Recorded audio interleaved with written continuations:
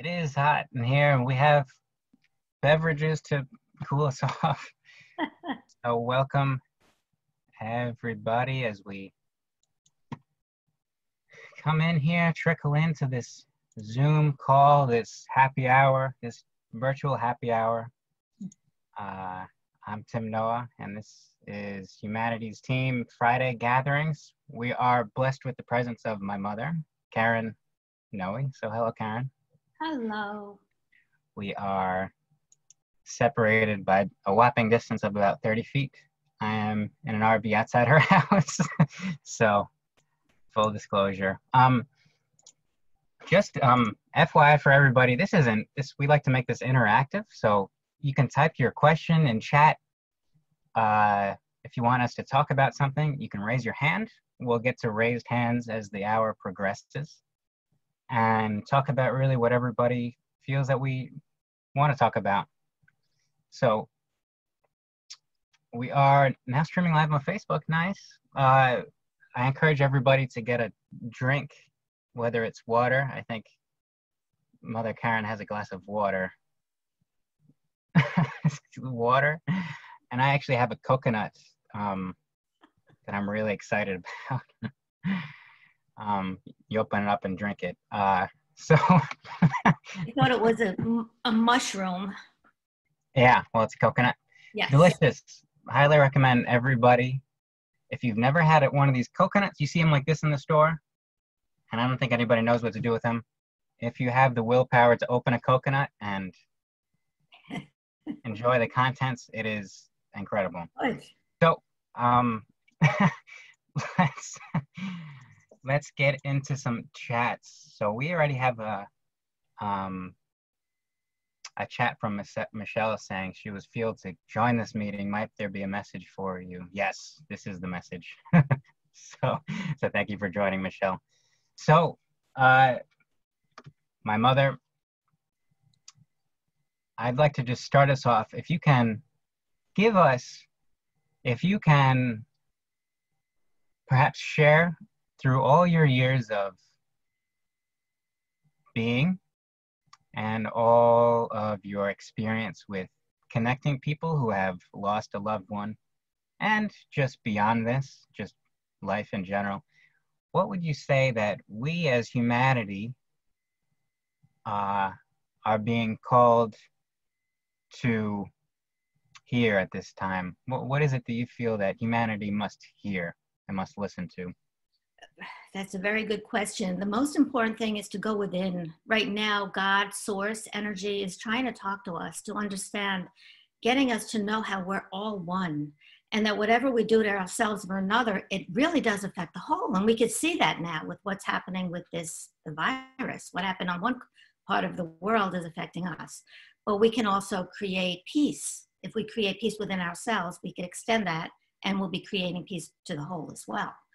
So quiet yourself. This could be the most peaceful time in your lives. Instead of tapping into what's wrong and the problem, focus on the solution and focus on expanding your consciousness at this time.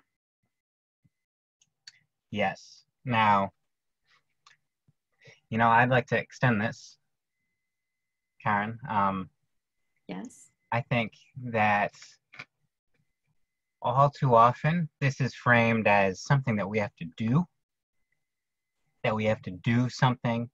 I know we were both eager to share today how to be instruments of peace in this world. Yes.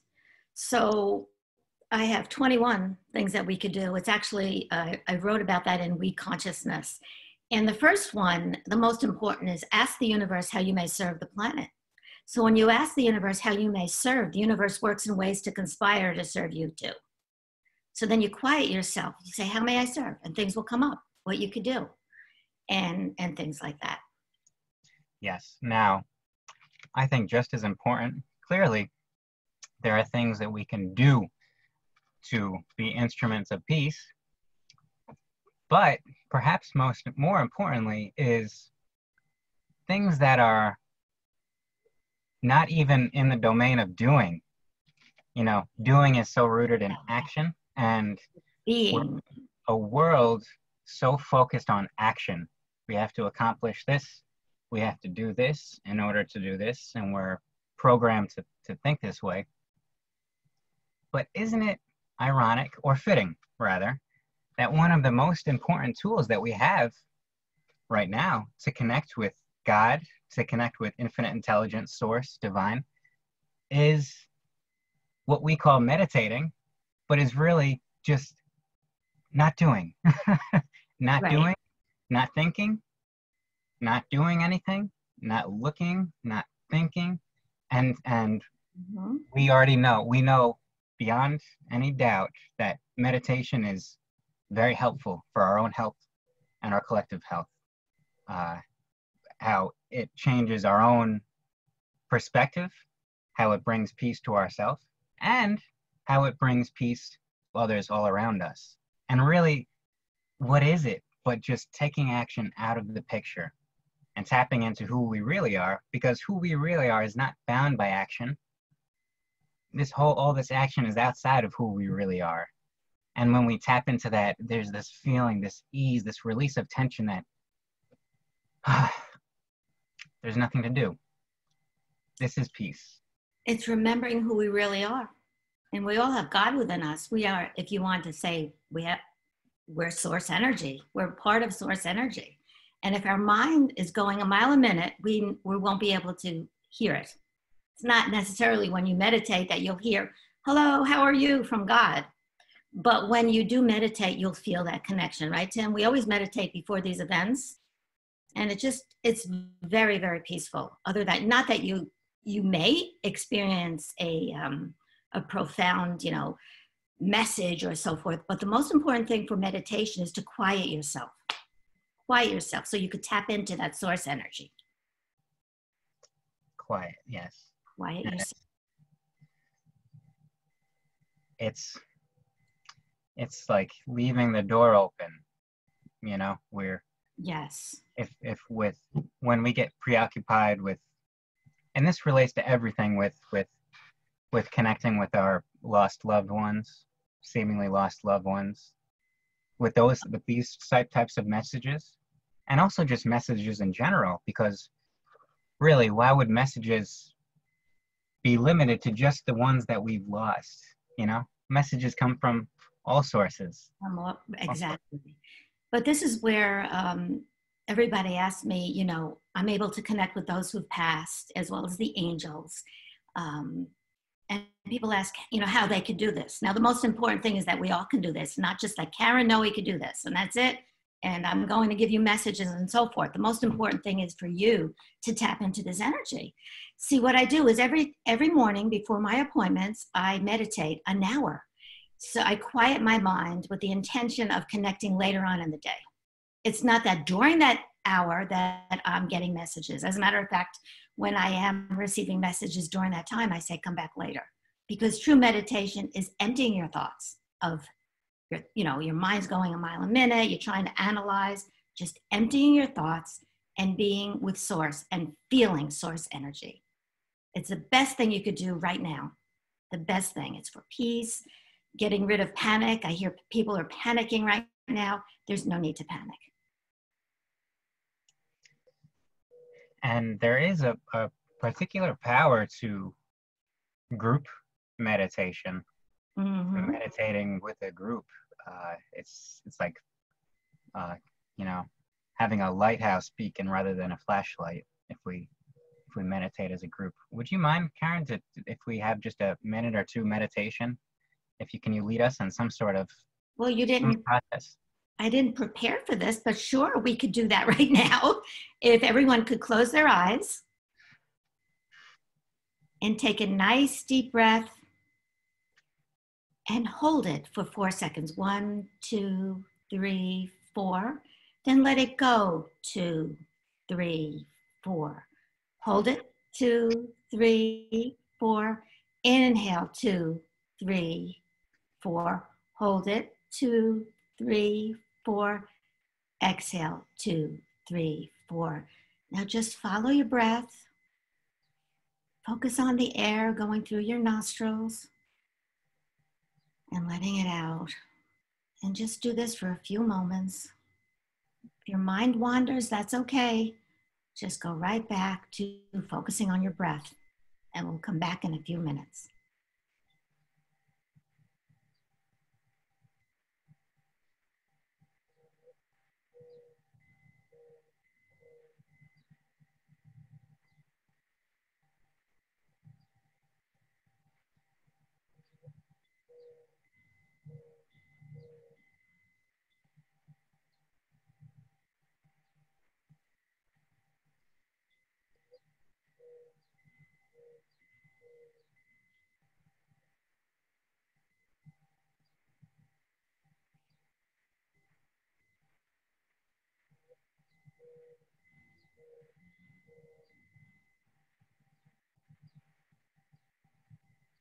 If your mind wanders, just go back to a mantra. My mantra is, grant me a pure heart, oh God.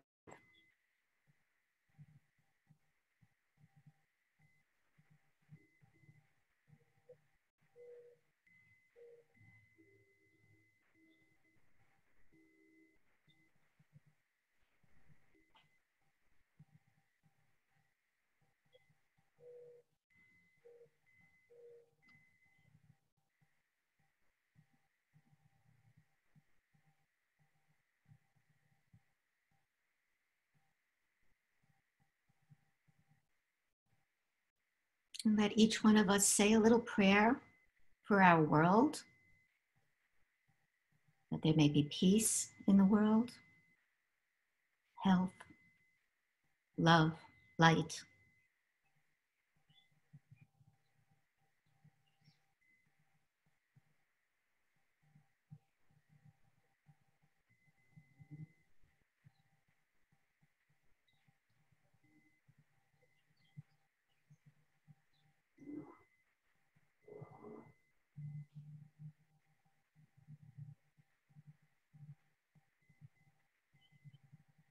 And let's focus on our family and our friends. We'll say a little prayer for them, that they may be at peace, healthy, and safe during this time and always.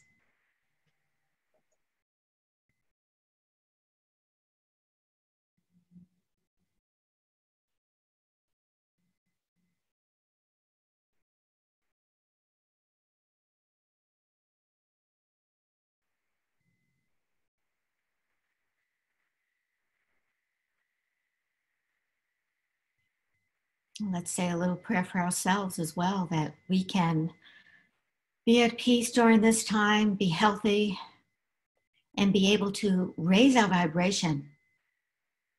As we raise our vibration, we raise the vibration of the entire planet, because we are all one.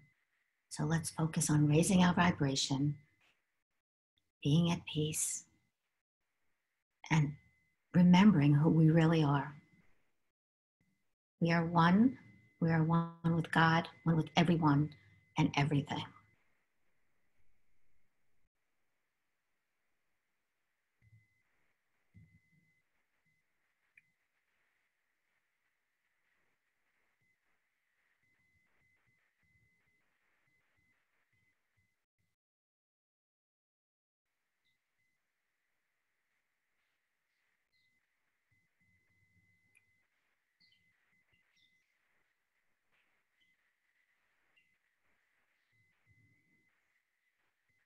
And when you're ready, you take a nice deep breath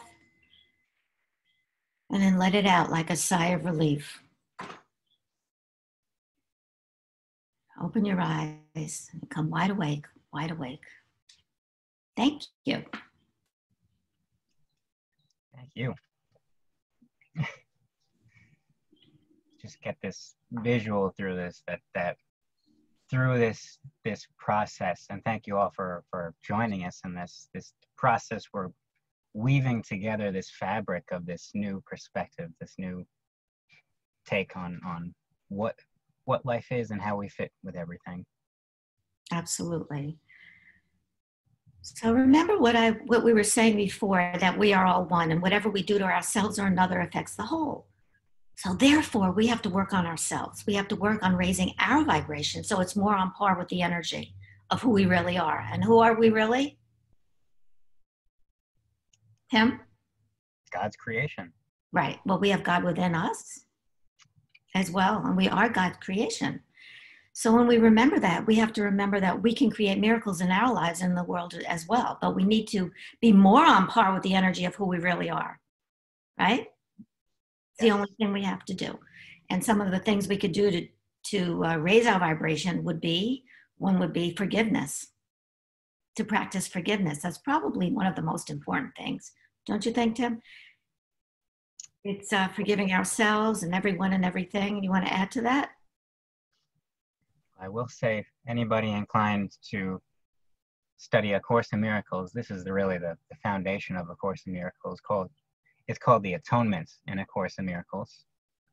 And really, it's if we can will it down to a few words, it's forgiveness of ourselves. And from, the complicated world, let's say, is very complicated. And, this conditioning that we've been programmed with makes everything out to seem so complicated. And, there's no way that we can know things, and there's 10 million ways to see something, 10 million truths. And this is an unnecessary complication. Really, truth is simple. It's oneness. Oneness is one. And what is more simple than one? So when we forgive ourselves, if we can just forgive ourselves, and really, the only forgiveness is of our misperceptions of the past. Right. Because there's nothing to forgive, really. Nobody can do anything to us. This is the point when we understand who we are. Nobody can do anything to us. And we can't do anything to anybody in a sense of harming. Can't take away from perfection. Nobody can take away from our own perfection. So if we think that somebody did, or something did, or we did to somebody else, this is a misperception. This is the place of forgiveness. We forgive ourselves for having this misperception that we could render the perfect imperfect, that we could harm another, that another can harm us. And from this starting point, when we forgive ourselves, we start from this is our foundational thought. From this source, all of our world, we see a forgiven world. And everybody that we come in contact with is forgiven, just as an extension of ourself. We share forgiveness. We invite people, we invite everybody to live in forgiveness, because what more do we need than to be fully forgiven and know that there's nothing to do? But I hear some people saying, but surely I have a right to be angry at what this person did to me. Surely I have a right. What do you say to that? I will say, perhaps what they did to you, but not at the person themselves, because I always use the same saying, it's not the snake bite that kills us, it's the venom that's left behind. What do you say to that, Tim? Well, this is a confusion of who we are. It's a complete confusion of who we are. What this person did to me, who is the me? Who is the me in this understanding? Because me in this understanding is a body or an ego. It's one of the two. And we know this, at least theoretically. We say that we know this, that we are not a body, we're not an ego, we're not this bunch of limits, that we are much more than this. When we say, look what this person did to me, we are limiting ourselves into an ego, into a body. And so this is why we feel lousy. Not because of what the person did, but because we are limiting ourselves. And Spirit is saying, no, we're so much more than this, than this set of limits and restrictions. This is a perfect segue to talk about Ho'oponopono. Has any of you out there heard about Ho'oponopono? Oh, it's amazing. It's an ancient Hawaiian healing technique that you say 4 statements. I'm sorry, please forgive me, I love you, thank you. And you say it over and over and over. And it is so powerful. Now, let me explain why this works. With the understanding that we are all one, right? It means when you're asking, please forgive me, even if you didn't do anything, you say to the world, I'm sorry, please forgive me, I love you, thank you. The world is healed. Let me give you an example. There's a wonderful book out called, it's by Joe Vitale. It'll come to me in a minute. It's about Ho'oponopono. Anybody could type it in there. It'll come to me in a minute. There was a gentleman named Dr. Yu Len, and there was a hospital for the mentally insane, and nobody could work there for a long amount of time because the patients there were very abusive and angry and violent and so forth, and people couldn't work there. So they kept, the turnover rate, they just kept quitting and they couldn't stand it. And then this gentleman named Dr. Yu Len accepted the position there. And all he did, he went into his own room, closed the door, took everyone's folders, all the patients, and one by one, he said to each, as he went through each name, he said, "I'm sorry, please forgive me, I love you, thank you." Now you may be saying, what did he do to these people? But if you understand that we're all one, understand when he say he's sorry, please forgive me, he's embracing the whole, right? And he did this one by one by one. He never even met the patients. By the way, the book is named Zero Limits, just came to me. So, and as he's doing this, one by one by one of the patients were healed and were released from the hospital. This is a true story. And eventually the hospital was closed. All he said was, "I'm sorry, please forgive me, I love you, thank you." Over and over and over. And he embraced the whole. And they were healed, he was healed. Everyone was healed. An amazing story. It really does work. Yes. And I believe that this hospital was known, the reason why he came into this role because it was notoriously known as a difficult hospital, I believe, right? Oh, it's very, yes. Yeah. So the power of forgiveness. Of forgiveness, of Ho'oponopono, and shows you how we're all one. When he was saying that, when he was saying he's sorry, please forgive me, I love you, thank you, he's healing that part of him, that creating the part of them that was in his life. Does that make sense? Since we're attracting everything in our lives, any person in your that's in your life, whether it be family, friends, co-workers, people that pass you on the street, it's your emitting a vibration that's attracting that to you. Sometimes it's difficult to hear. So many times you'll say, but I would never have attracted that into my life. But see, you may be saying you're pushing against something. And when you're pushing against something, I don't want this, I don't want that. When you're saying that, guess what happens with the law of attraction? You're attracting it into your life because you're making it a part of your vibration. So instead of saying, I don't want this, what do you want? Do you want peace and love and light? That's what you want. Solutions, focus on solutions rather than the problems. Yes. And I also, just the perspective of this, when something unexpected is brought into our lives, sometimes there's a tendency to label it as wrong, as bad, because it's unexpected and it seems like a hindrance.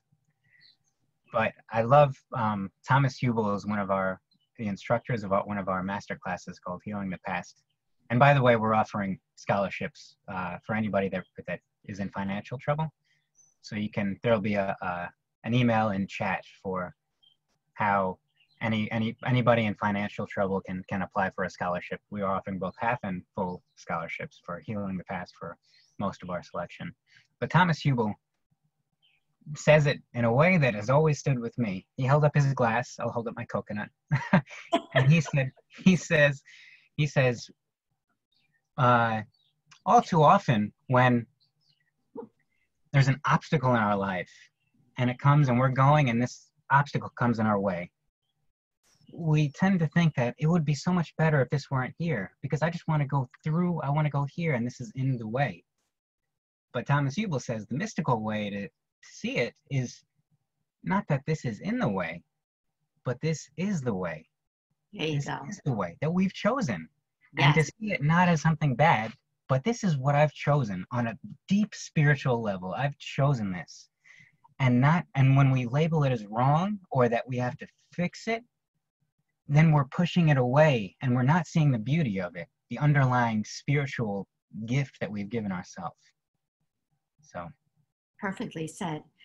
Tim, there's someone on the in the chat room, Callie.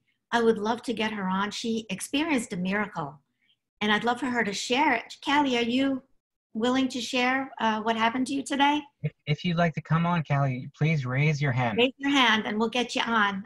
We were emailing back and forth, and you said you would be willing. So I think by you sharing your story, Callie, that you would help many people. We have a Callie. There we go, Callie. Sometimes it takes a minute, but anybody who would like to share, now's the time to raise hands. So let's ask you, Callie, can you hear us? Callie. We see your name, but we don't see you. Sometimes, you know, Callie, I'll leave you here. Sometimes it takes a second to set up Zoom. I will say that there's another,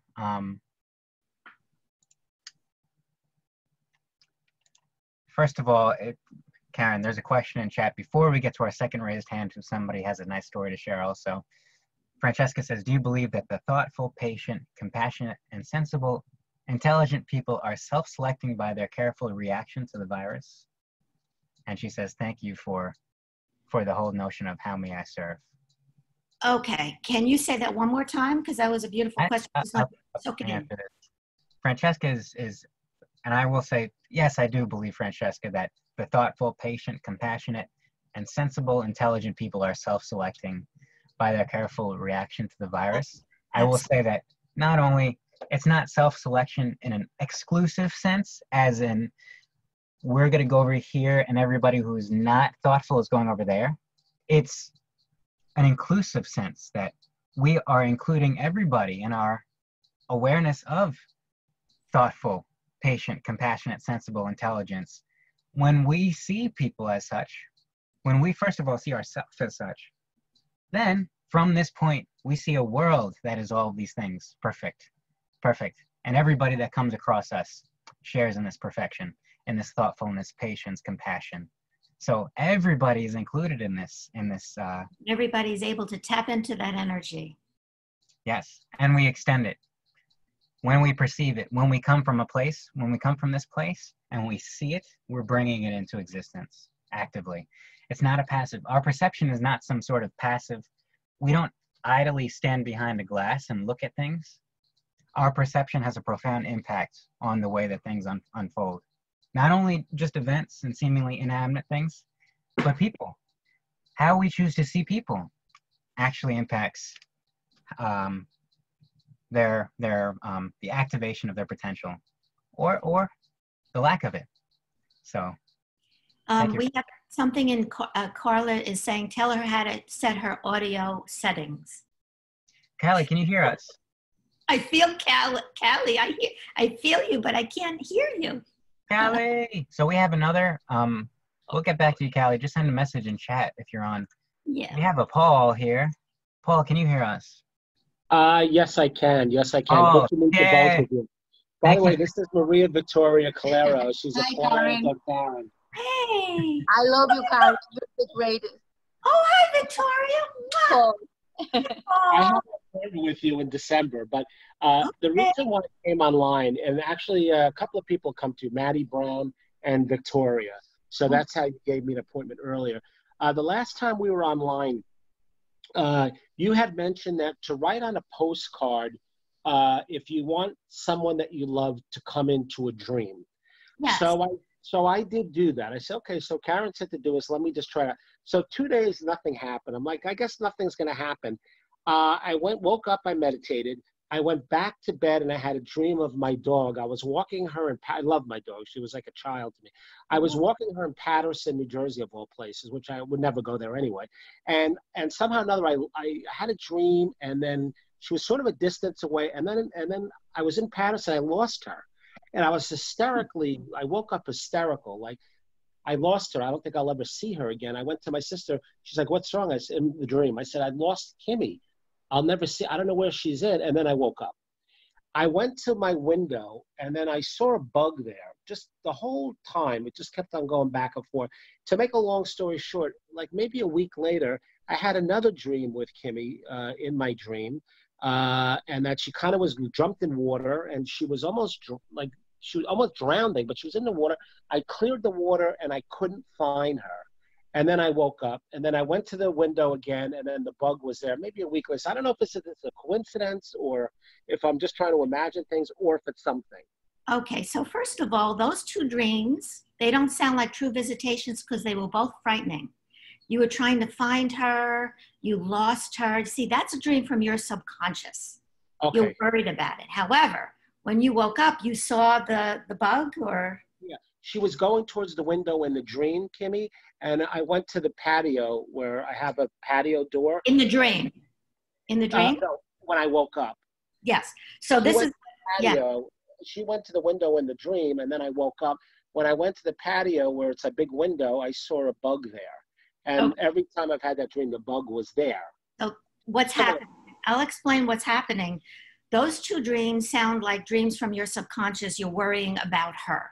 See, a true visitation from our loved ones, from our pets would feel wonderful. You know, that you would wake up, you would know without a doubt that they were there. And those two examples, you were frightened. And however, but when you woke up, you saw the bug there. So to me, what that is telling me that she was there they're able to use their energy to go inside of a bird, a ladybug, a butterfly, whatever was there to let you know they're with you. So she's saying, no, I really am here. Here I am. I'm here and I'm still with you. Do you see the difference? When you be persistent and ask her, you know, I really need for you to come to me in a dream. You will know the difference. When you wake up after a true visitation, you'll wake up and you'll feel like you've won the lottery. Oh my God, I have had experiences with my friends and my family, and I wake up and I'm like, oh, this is amazing. Amazing. Well, I appreciate that. And hopefully I don't get frightened to hell the next time, because I was frightened twice. But again, the bug was there, and it was kind of a similar bug, but twice in a row. So I thought that was interesting. You know, Karen, I just want to let you know, remember that day you mentioned the dog of my son, my brother, my brother's in a respirator still for 3 weeks? Yes. But the day you had the reading, you told me there is a baby, there is a dog with the name of a baby. And I didn't know the name of the dog. And then I found out that the name of the dog was Baby. Oh, the name of the baby was the name of see what I mean? You were right. When they come, been with my brother all the time while he's in the hospital, and my mom too. You're great. You are. Thank you. Thanks for us. And I'll see you in December. See you in September. Yeah, see you in September. Actually, December, but September's the song. I'll see you in September. All right. But we'll see you in December. I hope this helped, and I hope this helped everyone to understand a true visitation in a dream of your loved ones, of the angels. You will feel wonderful after a dream. Just remember that. Thank you so much. Okay, you're very welcome. Excellent. So let's see if Callie, hello. Can you hear us? Tell her how to put the audio on. Because she's going to help. Audio on, Callie. Callie, type in the chat room. Yeah. Yeah. Because this will help everyone. She's experienced a miracle, and I know this will help everybody if she could get online. If not, yeah, I'm just not sure if she even hears us now. If you can hear us, Callie, you can go in the corner on the bottom left. There's a microphone, and you can select your microphone. It says Norton is blocking her. It's okay. All in perfect divine order. Everything happens for a reason. All good. So we have a question, Mother, from Cecilia. And she would like your thoughts on this. Any words of advice for being around family members in home who are projecting unprocessed pain or rage. It's her adult son, and any message from her dad, his beloved grandpa who passed away. The most important thing I would say, I won't be giving messages from deceased loved ones here because I usually like to meditate before, and I'm quiet and it's one-on-one and it gets very emotional. However, I would say what his grandfather would say if he came through, and he may be here anyway. But no one can project anger onto you if you, let me say it in a different way. whatever you're feeling within yourself, you're creating outside of yourself as well. So if you're emitting peace, if you are peace, no one and nothing in your vibration could be otherwise than that. That's what you're broadcasting around you. Now, what's happening, and rightfully so, this is happening, and so you're saying this is what's happening. So you're focusing on what is. But when you're focusing on what is, that's all that's going to happen around you. I hope this makes sense. So what you need to do inside of your mind and meditate and focus on what you want instead of what is. Focus on the peace in your family. Focus on a peaceful time that you had with your son and so forth. And I know your father, was her father, Tim, that she wanted a message from, would say to keep the peace in the family and to try to see through the eyes of your son why he's doing what he's doing. You may not understand it, but if you see through his eyes, why? That's what happens after we leave the physical body. We go through a life review where we're able to see and feel how we've affected each person. So if you could go through his eyes, why is he so angry? You may not agree with it, but if you see through his eyes and talk to him on that level, he will feel understood that yes, you could hear what he's saying and why he's angry. But don't lower your vibration. This is important. So if you're up here and he's down here, you don't want to go down here. You want to raise him up. So send him positive, loving messages. If he's angry, you could go in the other room, send him love and peace. Easier said than done, I know, but it's well worth your effort. Tim, do you want to add anything to that? Yes, I'd like to extend this a bit. One tool of thought that I believe helps tremendously in this. Mm-hmm. Now, we already know it's been measured. We already know spiritually that our perception, that our perspective has a profound impact on our world. Absolutely. So this being said, this effect we can perhaps call the Pygmalion effect. It's a studied effect where teachers who saw the students as intellectually gifted, the students, even if they were average, become intellectually gifted just by the teachers perceiving them this way. Mm-hmm. Now, just like the whole Ho'oponopono, right? Right. So certainly this applies to teachers seeing students as intellectually gifted. But of course, it's not limited to this. This is seeing everybody. What is this really telling us, this Pygmalion effect? It's not to see students as intellectually gifted. It's to see everybody as perfect and to be vigilant in this. To refuse to allow anybody to change our mind about them as the perfection that they are. So if somebody's angry or saying things that don't make sense or acting in an insane way, we don't see them as insane. We don't see them as projecting. We say, this is the helpful part, I refuse to see you any less than perfect. I refuse to see you any less than perfect. No matter what, nothing is going to change my perception of you. You are perfection. I know you as perfection. And this, because all of a sudden, rather than there be a problem, it seems like before there was a problem, there's something going on and it needs to be fixed. Now we're seeing through it into the person that is projecting these things. So just refusing to allow ourselves to see anybody less than perfect, seeing perfection everywhere, being vigilant in this. Easier said than done. I'm feeling. It's easier said than done. But let's actually inspect this statement. Easier said than done. What is difficult? Difficult is conflict. Conflict is difficult. Argument is difficult. This is difficult. So isn't it the easiest thing? It's the easiest thing to live in peace.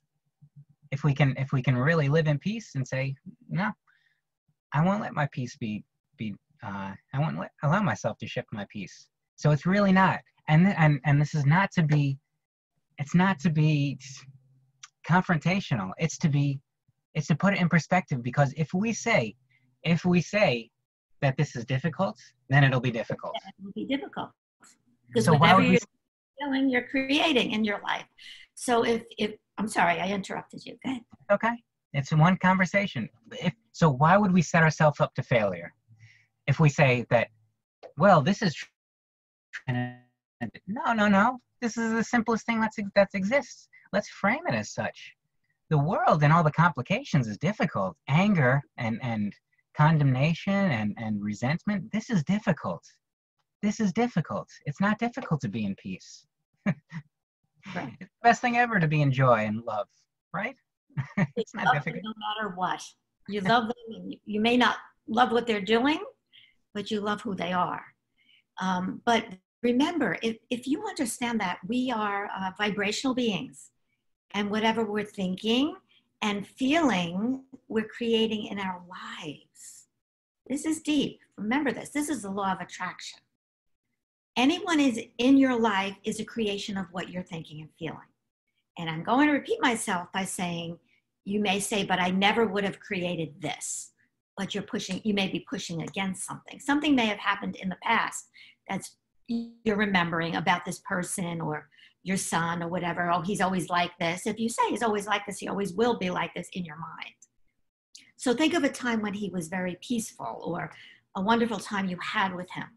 And if you are feeling this feeling, it's okay too. Honor your feelings, go in the other room, close the door, allow those feelings to emerge, and then come back and give him a hug. I know it sounds silly, but it works.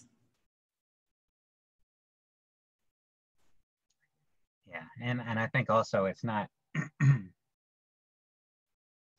if we frame it as I never would have brought this into being, it's being put in the past tense, as if this was brought into being all this time ago and now it's here, so I can't do anything because it's brought here and it's just here. This removes it from our control because it's happening right now. It's right now. The problem isn't from in the past. If we put the problem in the past, then we're taking away our control. We're taking away our power because it's in the past and we can't go to the past. And now we're just in the situation. But the situation is born again each moment. Born again, here.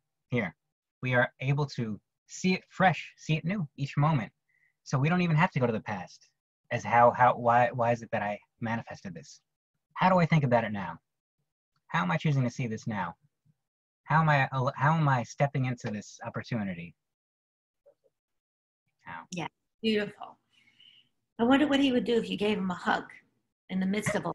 Say, I hear you. You must be whatever he's angry about. I don't know what it is. And say, what's going on? Are you having a hard time with staying home? Or, it must be difficult for you. It sounds like he needs to be heard. He needs to be express his feelings right now. And when he's heard, he'll be a different person. He feels like somebody's able to understand what he's going through. Yes, communicate. What he's saying or doing, but it's simple. He'll feel right. So we have a Sharon with a raised hand. Let's see, Sharon, if we have luck. Sharon. You see me? Oh, we can hear you. Oh wait, I could come on. Come on. So hello, Sharon. Oh, here we are. Hi. Hi, Sharon. How are you? Karen, I met you quite a few years ago. Okay. You did a reading for me and my sisters right after my mom passed in 2006. Okay. So the reason I'm coming through today is my niece just had a baby on Monday, and the baby's having a little bit of difficulties with its lungs. And my sister said, my mom came to her in a dream last night and said, so we're trying to see if this is a visitation or is this in her subconscious. She said, listen, I want you to tell Christina that her baby's going to be fine, that I'm watching over her. And then my sister said that she looked so pretty, and she looked so like really good. And she said that my mom said, don't worry, tell her I'm watching over the baby. She takes care of herself until she brings the baby home. Sounds like a real visitation to me. How okay. Was that? That is wonderful. That is wonderful. So we wanted to see if that was like a visitation or if it was just something. Absolutely was. Congratulations. Give them the message. Thank you. You're welcome. And anything, my nephew just recently in November passed from a bad ATV accident. You feeling him anywhere? Or? I don't feel it just doesn't like it. Yeah. I No, know. without a doubt. If we understand the laws of the universe, there really are no accidents, and it's very difficult to explain this and for people to hear this. If we understand that this life is not all there is, I know that without a doubt, and my wish is for you to understand it too. Yeah. This body is temporary, and we think the worst thing that could happen is if we leave the physical body, right? Right. We miss our loved ones after they pass. But know without a doubt that he's truly in a state of complete joy and peace, more than we could ever experience right here. That's what I'm hoping. Yeah, good. Thank you. Okay, you're very welcome. Oh, Thank you, Kelly, Karen. thank you so much. And stay safe and you. well. Thank you. Okay. Bless, Sharon. Thank you for joining us. Kelly, Callie? you got to get her miracle on. We hear it. Let's see here. Change back to Kelly, raise your hand. Callie, we're waiting on you, sister. Drum roll here, right? Drum roll. If she doesn't come on, I'll tell you the story because everybody's probably wondering what happened with Callie. We'll wait.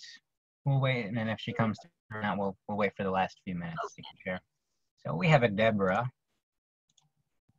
Let's promote. Deborah's a panelist. Deborah. Myself Hello? on here. Deborah. Hi. Do I Can have you- to push? Do I have to push something? I'm very techless. It's okay. Do you have a question? Because we can hear you. Yeah. Yes. Oh no. Where did I go? We hear you. It's okay. Okay. My daughter passed away almost 5 years ago. As a matter of fact, I've been trying to get down to see you, Karen, and it just hasn't happened.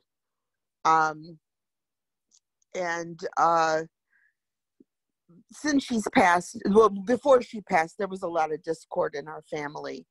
No one wanted to have anything to do with her because she was an addict and she had bipolar. And I was at peace with her passing because I knew that it was her time. And like you have said,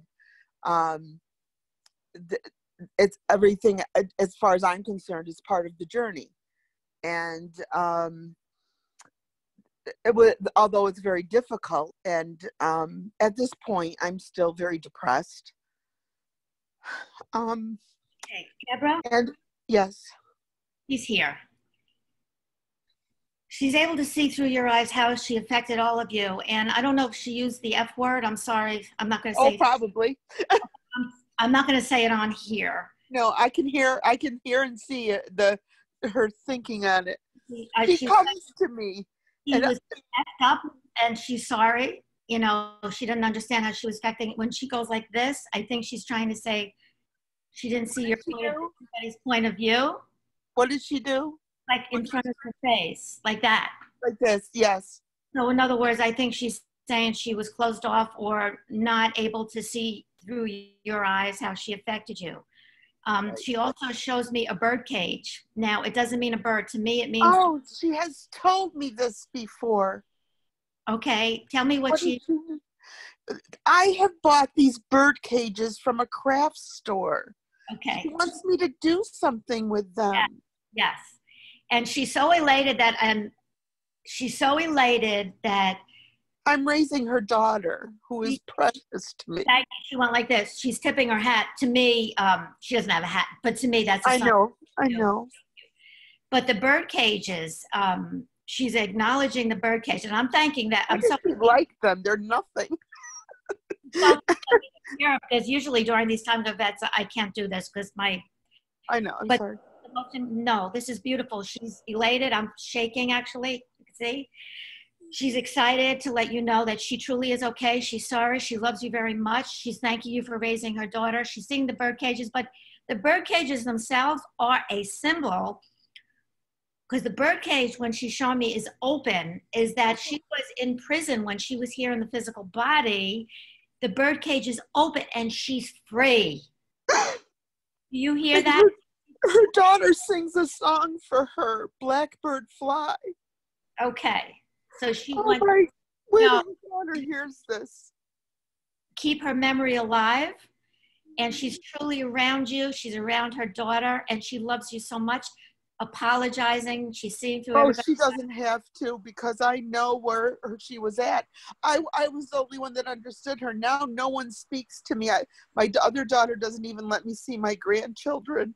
And, Well, and what your son was saying meant so much to me, because that's where I'm at. You, like you said, you raise your vibration and you just love. You don't bring yourself down to everyone's anger. And I don't know why my daughter's angry, the other one who's alive. I don't understand it, except that maybe because she rejected Nikki, that's where her anger is. And you can't control someone else's anger. No, that's a projection of who she is, not you, right? So you don't want to lower. You can't be in the past. What happened. Right. We're here today. And like, sometimes I wake up in the morning and Izzy has a habit of coming into my room. Izzy is Nicole's daughter. She is like Nikki's mini me. I am so blessed to have another Nikki. Nikki, although she was, like Nikki says, effed up. But she's saying she was always, I don't need to interrupt you, but she's interrupting you. Did she like to interrupt you? Okay. Yeah, we do that to each other. It's okay. She was she's saying she knows it was difficult even when she was younger. It wasn't just when she was older. Oh, from the time she was born. Right. But she was the most unconditional, loving person that there ever was. She was my soulmate. And so that's why it's so hard for me to be separated from her. No, she's here because I woke up one morning recently and I thought it was Izzy laying on top of me holding my hand. And I went to stroke her hair and no one was there. It was Nikki, your daughter. It was Nikki. Yeah. Because I could actually feel her hand. Nikki always held my hand. And me a thumb. I don't know if it's a part of her thumb or she's just giving you a thumbs up. I don't know if you felt her thumb. I don't know. Yeah, I did. But I felt her, and it was just a feeling of peace because I knew she was there, and I just smiled. And when I know it's her, I just get this warm feeling and a smile across me because she does that. Or she would always hold my arm when she was walking, but she always takes my hand, my right hand, and I just know it's her. And I feel bad because maybe it's me, but I just feel like, Nikki, you don't visit me enough because I need you more, because there's so many times I want to say to her things that Izzy does. Izzy is such a beautiful, spiritual child. She's aware of everything, Deborah. She's aware of everything. And if you happy when she's with you, acknowledge it when you feel her. And you acknowledge it, the more you acknowledge it, the more she's going to be with you and give you the signs, okay? But you're not, she's with you. My depression is pushing her away. You're not pushing her away. You're not. Never. I just hope that our family pulls together, and I'm trying to just be kind. I don't reach out to my other daughter because when I reach out, she seems to go back and away from me, even though I reach out lovingly, and I pray. That I feel that prayer is a higher vibration, and maybe that will draw her to me, but remember, she just doesn't. It's okay. When you pray, don't beg God. Acknowledge, say thank you, God, for allowing the healing to occur. Yes, that's what I do. I just pray. I pray to Saint Joseph, who is the head of families, to guide me to what I should do. And I always pray for my guardian angel to go to her guardian angel to put good thoughts into her head, but she'll reach out and then say, how is everybody doing? And then never answers me again. So there's something there. You remember what we were talking about before? She doesn't have to know anything what you're doing, and you say, I'm sorry, please forgive me, I love you, thank you, regardless, even if you didn't do anything. You say, I'm sorry, please forgive me, I love you, thank you. And you say it over and over within her. She's going to feel that on a subconscious level. Okay. It occur, okay? Yeah, I just was so happy to hear what you and your son were saying. It was the perfect thing I needed to hear because it confirmed that my thoughts of, like I've said it to her, I don't know what happened in the past. I don't know what I did. Whatever I did, I'm sorry. Don't worry about it. Don't focus on what you did wrong. Focus on the love. Right. Okay? And I think it has a lot to do with just feeling bad, because the first thing she said when Nikki died was, no, she doesn't. She died thinking I hated her. And I said, no, Nikki knows you love her. Because I always said to Nikki, in order for, Nikki said she probably hates me. And I said, no, I said, you know what? There's a fine line between love and hate. And you cannot hate someone that you don't love. Because she's just angry because you're not doing things loving to yourself. And physical plane, you don't hate anyone. So no, you don't. You don't. And Nikki could never hate anyone. Nikki was just one of those people she is one of those people that she's just full of joy. And even in her worst moments, she loved people. And she just, that's why I know that when she passed, even at points when she was really bad, I even said, Lord, if she can't get better, it's got to be her time to go to the next level, because I willingly will let go. She reemerged into the spiritual plane. That's what she did. She's in a wonderful place. She could be with you in more ways than she ever could before. Okay? I know. I just got to be more open to it and be less sorrowful. I tell you what. Well, it sounds like you're pretty open. It sounds like she's pretty open to begin with. Yeah. You know what? So you can actually contact me via my website and we'll talk more. Okay? Okay. Thank you, Deborah, for sharing. And thank you, everybody, for observing this. Oh, wow. This is how it happens, communication with spirit, huh? To be a bug on the wall for this. And I'd just like to share that this is how it works. And to operate from a knowingness that communication with spirit is just effortless and sometimes just comes through, can really change the way we see things. So thank you, Karen, for... You're very welcome. We have only a few minutes, and I wonder if Callie could get on. If not, I'll explain what happened. Callie, she's not raising her hand. Oh, Callie. That's okay. It's all right, sweetheart. You could type in type in what you want to say, and we'll read it. Is that good? Because I'd rather hear it from you. Can you hear me now? Yes. Oh my God. We want to drum roll, right, sweetie? Wait. I just lost you. Hang on. Let me find it. Oh, there you are. Okay. Do I click start my video? Okay. Yeah. Sorry, guys. Don't you worry. Yay! Yay! Yay! Finally. You look great. It's so good to see you. And it's so nice to meet you, Tim. I'm the one that typed in, your mother should be so proud. You're a very wise, I don't want to say boy, you're a very wise young man. So very quickly, I know we're about to finish this. Very quickly. A little over, it's worth it. Okay. I was blessed to meet Karen for the very first time on February 7th. I remember the date exactly. The month before, actually on January 5th, I was discharged from the hospital after having been in there for 9 days. They sent me home on hospice. They told me I had an inoperable tumor in my heart. My carotid artery was 95% blocked. They literally said, go home, eat whatever you want, drink whatever you want. If you've ever wanted to do psychedelic drugs, go for it, which blew my mind. I got home, hospice was there with the wheelchair and the oxygen. They had me all zannied up on Xanax. Oh, you can't get your heart rate up. You can go any minute now. Don't walk on the stairs. You could drop dead on the stairs. They had me, I was a mess. I was a mess. Every time I did something or ate something, I thought, this is the last time. This could be the last time I see my son or my husband. I met Karen. By the grace of God, she had an opening. And it wasn't easy. She did like some heavy duty tapping and Reiki on me and had me saying some affirmations. And I could feel the tingling. She could feel when she was doing the Reiki, I literally could feel the energy through my body.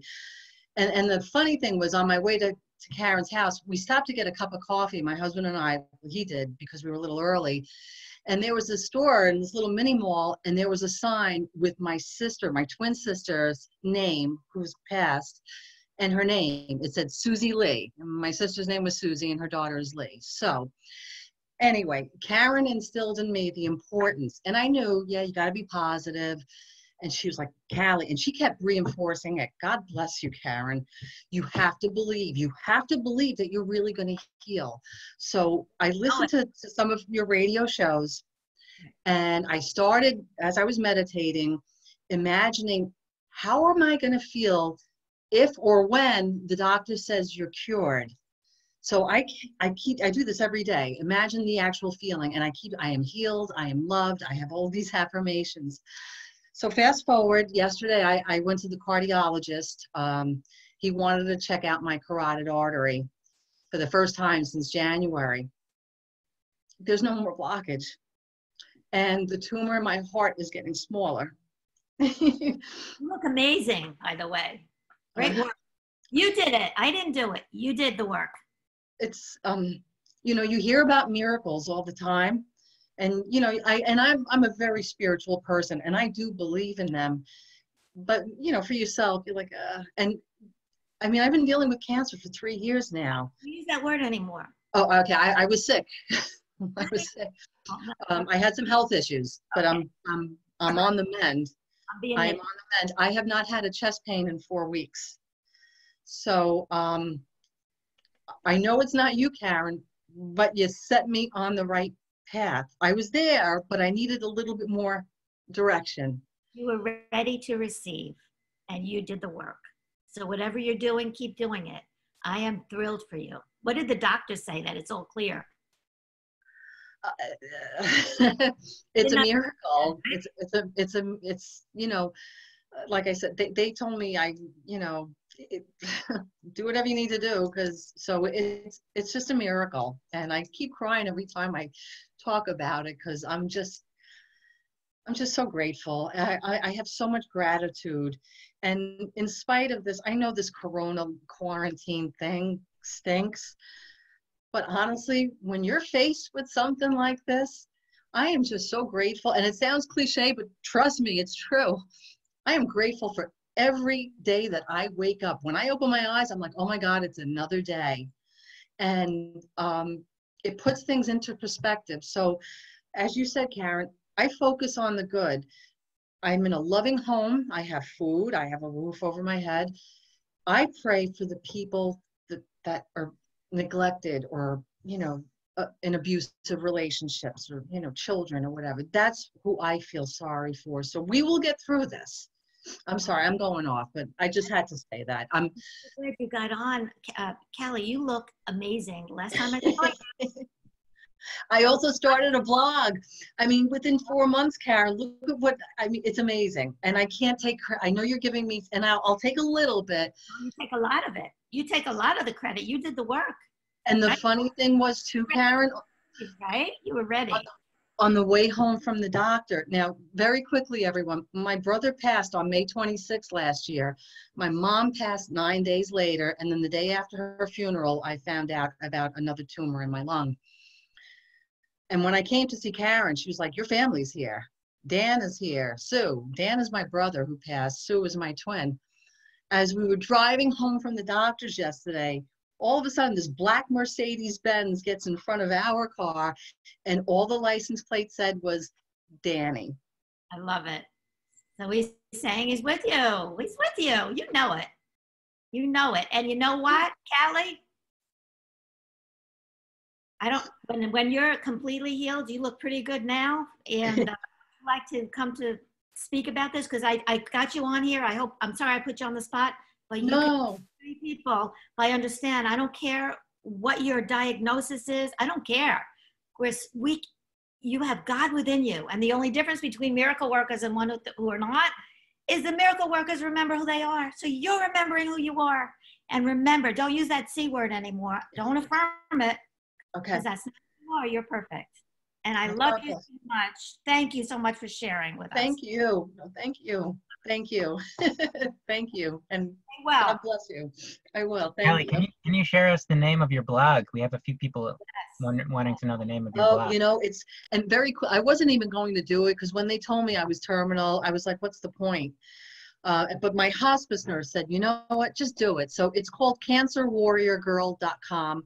I actually got a plug on New Jersey 101.5 today, which really blew my mind. And it's about my, I call it my sacred cancer journey.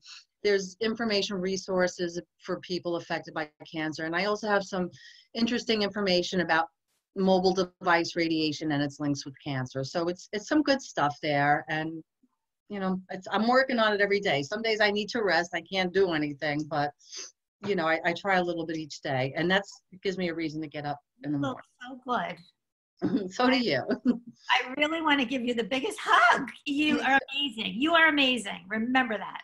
You too, Karen. I've learned a lot from you. Thank you. Really, truly. Thank you for sharing. Mwah. Keep in touch. Thank you, Callie. And we have a reminder from Patricia saying to remember to stay in heart-centered gratitude. This is the transformational healing. So thank you, Callie, for coming on and sharing and being courageous, sharing a healing journey that can serve for us all. And thank you, Karen, for being an inspiration for the source or the spark behind it. So I know we're over time. Thank you all for joining us here. Do you have any closing words for us, Mother Karen?